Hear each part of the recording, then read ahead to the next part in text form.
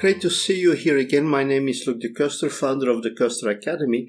And in this video, I will be talking about implementing an issues management plan. When we have issues, we have to deal with them, and we also have to see to it that we have a plan how to deal with different issues, that when issues arise, that there is a way how to deal with it, what will be done, how will we record it, and so on, and what are the principles here. But before we continue, don't forget to click on the subscribe button, click on the bell button, and whenever we have a new video, YouTube will inform you about it. Let's have a look at why is issue management important. Now, we will have problems, issues during the project execution, and we have to address them in an organized way. We have to find out what are the issues, who issued it, who noticed it, who has problems, and we have to find ways to resolve these problems.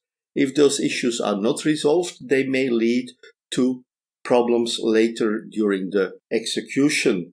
People that have issues and they're not dealt with, it creates frustrations, and this destroys the trust in the project, the execution of it, and also it has a bad impact on the team. When the sponsor, customers, and other stakeholders identify issues and address them to the team, they expect that actions will be taken to address those issues, to do something about it. And they also want to have a feedback. They want to know what is happening. Many issues and problems may occur, and we have to manage them in a proper way. And what is very important here, that all the actions and all the issues are traceable. Where do they come from? What's happening with it? What are the responses? It's like when you have a company and you have a help desk, you contact the people to resolve the problems. What is the issue management process? We have to establish that process. We have to create a clear process how we can identify the issues, manage them, track them, and find their status. We also have to look at escalate issues. When we have issues that are reported during the meetings and the stakeholders, they can decide to escalate them outside the scope of the project. We have to give visibility to issues.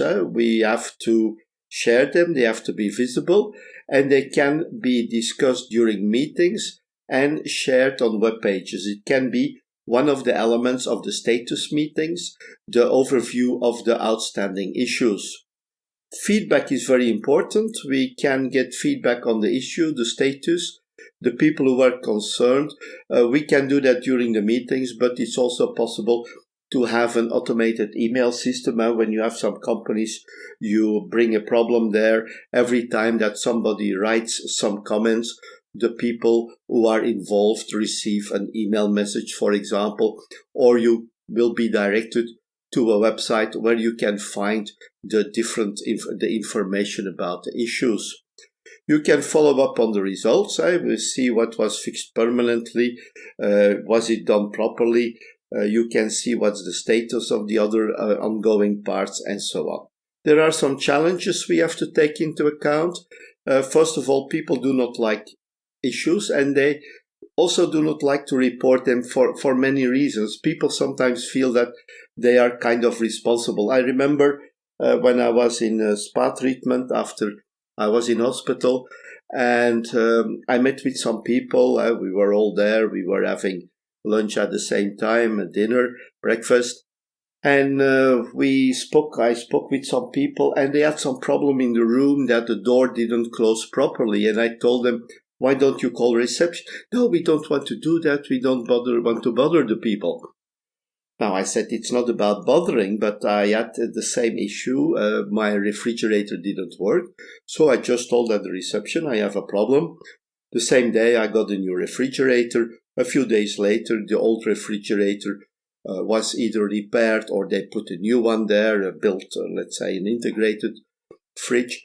If you don't say anything, nothing will be resolved. And sometimes people just are afraid. Perhaps they will say it's my fault and things like that. It's very important to report the issues.